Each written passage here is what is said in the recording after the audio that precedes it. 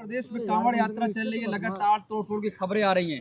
नहीं देखिए, अभी लखनऊ से स्कूल छोटे छोटे बच्चों की स्कूल वैन थी, उस पर कांवड़ियों ने जिस प्रकार से पत्थरबाजी की है, ये बहुत ही निंदनीय है। सर, अब सवाल यहाँ आ जाता है, जब एक समुदाय के लोग पत्थरबाजी करते हैं तो उसे पूरे समाज को तमाम तरीके से टारगेट किया जाता है कि जिहादी हैं, पत्थरबाज है, इनकी मानसिकता ऐसी है। देखिए, समाज कोई गलत नहीं होता। समाज में 1 से 2% लोग अगर गलत है तो पूरे समाज को गलत नहीं ठहरा सकते। देखिए, कांवड़ यात्री जो है 95% लोग बहुत अच्छे तरीके से कांवड़ लेके जाते हैं, लेकिन चंद लोग जो हुड़दंग करते हैं, जिस तरीके से तोड़फोड़ करते हैं, ये उसी प्रदेश में हो रहा है जहां के मुख्यमंत्री माननीय योगी आदित्यनाथ जी क्या कहते हैं कि सड़कें जो होती हैं वो चलने के लिए होती हैं, उस पर नमाज नहीं होनी चाहिए। जब 5 मिनट की नमाज की बात आती है तो उसी प्रदेश के मुख्यमंत्री तमाम तरीके से धमकाने का काम किया जाता है।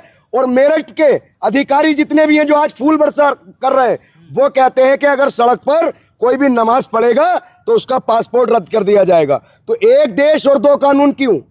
ये बताइए। सारे धर्मों को समानता का अधिकार है, बराबरी का अधिकार है, हर धर्म को स्वतंत्रता है, लेकिन एक समुदाय के लिए ढील और एक समुदाय के लिए इतना टाइट प्रशासन क्यों होता है? ये सवाल उत्तर प्रदेश के माननीय मुख्यमंत्री योगी आदित्यनाथ जी से है। वो प्रदेश की जनता के मुख्यमंत्री हैं, किसी विशेष समुदाय के या किसी व्यक्ति के या किसी जाति के मुख्यमंत्री नहीं है। तो इस तरीके से जो कांवड़ यात्रा में जगह जगह देखने को मिल रहा है, उन पर कानूनी कार्रवाई हो। सब कांवड़ी एक से नहीं होते सर। तमाम जो शिव भक्त हैं उनको तमाम कांवड़ की हार्दिक शुभकामनाएं, लेकिन चंद लोग जो कांवड़ के नाम पर जो तोड़फोड़ कर रहे हैं, जो लोगों को पीटने का काम कर रहे हैं, ये निंदनीय है सर। लेकिन एडीजी जो स्वागत कर रहे हैं, फूलों से स्वागत कर रहे हैं, और यहाँ छात्रों पर लाठी बजाई जाती है। नहीं देखिए सर, सवाल यहाँ पर यह है कि छात्रों पर लाठियां बरसाई जाती हैं। देखिए, धार्मिक मामला है, हर धर्म की आस्था होनी चाहिए।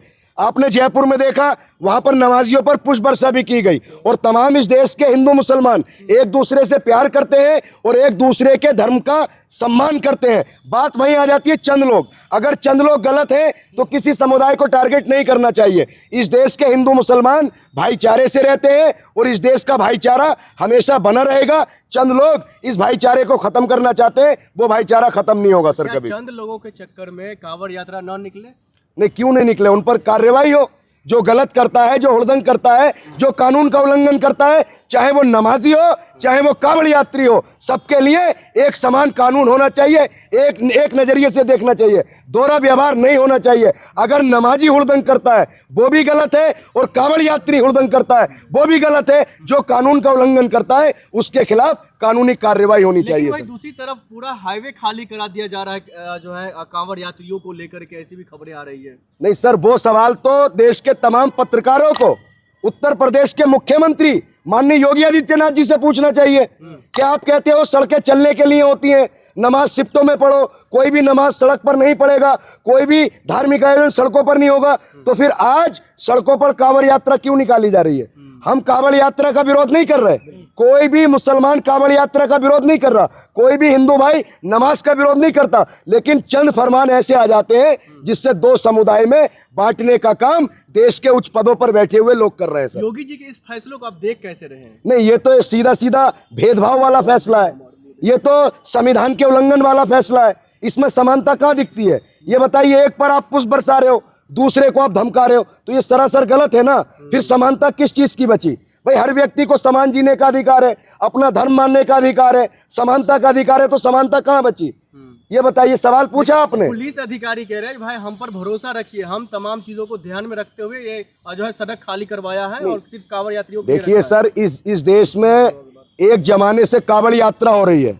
कभी कांवड़ यात्रा का, कभी नमाज का कोई इशू नहीं बना, लेकिन भारतीय जनता पार्टी की जब से सरकार आई है, जब नमाज की बात आती है तो फरमान जारी हो जाता है कि सड़कों पर नमाज नहीं होगी। अरे कांवड़िए की बात चले, बार-बार नमाज नहीं, आप कांवड़ को भी उसी नजरिए से देखिए और नमाज को भी उसी नजरिए से देखिए, हिंदू को भी उसी नजरिए से देखिए, मुसलमान को भी उसी नजरिए से देखिए। इस देश में सब लोग बराबरी का अधिकार है, इस देश में सबको एक समान जीने का अधिकार है। आप भेदभाव मत कीजिए। आप जैसे पत्रकार ने दलाली करते हो यहाँ पर आकर, सरकार से पूछा जाकर कि आपने ये कहा था कि सड़कें चलने के लिए होती हैं, एक धर्म को आप डराने का काम करते हो, ये कौन सा इंसाफ है? ये बताइए। एक तरफ संविधान की दुहाई देते हो, ये भेदभाव नहीं होना चाहिए। बांकीपुर में जो उपचुनाव हुआ है, नतीजे आप कैसे देख रहे हैं? देखिए, बांकीपुर की जनता ने जो फैसला लिया है, वहां जो प्रशांत किशोर की जीत हुई है, वो देश के जनता ने जो मूलभूत मुद्दे हैं उन पर वोट किया है। और प्रशांत किशोर ने कहा जो बिहार के मुख्यमंत्री है सम्राट चौधरी, वो ठीक नहीं है, उनको बदलना है। बांकीपुर बेंगलोर नहीं बन जाएगा, लेकिन कहीं ना कहीं जो तानाशाही है और जो गुंडागर्दी हुई है, जो भरत तिवारी जैसे लोगों का फेक इनकाउंटर हुआ है, उसके विरोध में, गरीबी के विरोध में, बेरोजगारी के विरोध में, और जो देश के छात्रों पर लाठियां भांजी गई थी उसके विरोध में देश की, बिहार की, बांकीपुर की जनता ने वोट किया है। और भारतीय जनता पार्टी को हार का सामना करना पड़ रहा है। यह अहंकार की हार हुई है। देश के किसान जीते हैं, मजदूर जीते हैं, कमेरा वर्ग जीता है, जो लोग महंगाई से त्रस्त है वो लोग जीते हैं। तो अब भाजपा का जिस तरीके से पूरे देश में अभी उपचुनाव में 3 सीटें हुई हैं, दतिया में खटिया खड़ी हो गई ना, बांकीपुर भी हार गए ना, तो ये देश की जनता की और छात्रों की और किसानों की जीत है सर। हमारे वीडियो का नोटिफिकेशन सबसे पहले पाने के लिए प्ले स्टोर से हमारे ऐप भारत एक नई सोच को अब इंस्टॉल करें।